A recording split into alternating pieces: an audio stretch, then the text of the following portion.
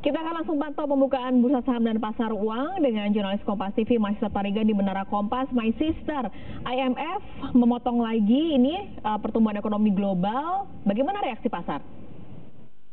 Ya, pas sekali dengan dipotongnya pertumbuhan ekonomi global ke level 3,3%, tampaknya memang hari ini semua pasar keuangan global akan mengalami koreksi. Sudah diawali dengan koreksi di Wall Street, saudara. Nah, ini dia. Sekarang di Wall Street, Dow Jones, S&P 500 dan juga Nasdaq semua mengalami koreksi dengan apa yang diumumkan oleh Lagarde kemarin, saudara. Dan indeks harga saham gabungan pun tampaknya mengikuti yang terjadi di Amerika Serikat. Indeks harga saham gabungan tadi sebenarnya dibuka di level merah, sekarang sudah berbalik arah di 0,01%, tetapi saham di Asia semua masih kompak memerah. Ya, ini biasanya karena kata analis merespon apa yang diumumkan oleh IMF. Ini merupakan pertumbuhan ekonomi yang paling rendah sejak tahun 2016, saudara. Mungkin Indonesia memang tidak dipotong pertumbuhan ekonominya di level 5,2% masih. Tapi masalahnya adalah negara-negara yang punya hubungan dagang dengan kita, Amerika Serikat dipotong menjadi 2,3%, lalu kemudian Jepang menjadi 1%. Nah, ini yang perlu kita antisipasi.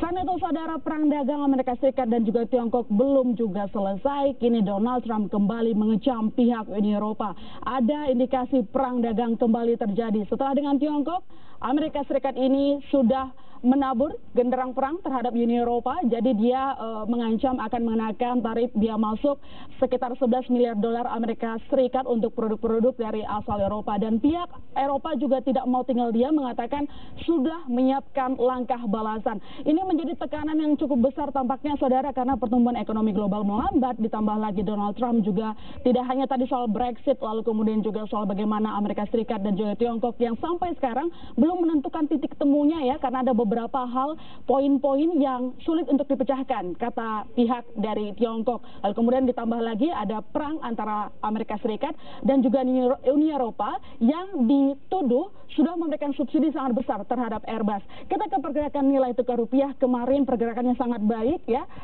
positif 0,21%. Tadi sempat terkoreksi, saudara, sekarang di level 14.133. Pergerakan nilai tukar rupiah akan ditentukan juga dari hasil rapat notulensi The Fed yang terjadi hari Kamis. Dan hari ini, hari Rabu waktu setempat, Amerika Serikat akan merilis inflasi mereka. Lalu kemudian juga Bank Sentral Eropa akan mengumumkan suku bunga mereka. Dan Jepang juga akan mengumumkan data ekonomi mereka seperti pembelian mesin. Jadi ini juga akan nanti menentukan bagaimana pergerakan nilai tukar rupiah. Pas kalis.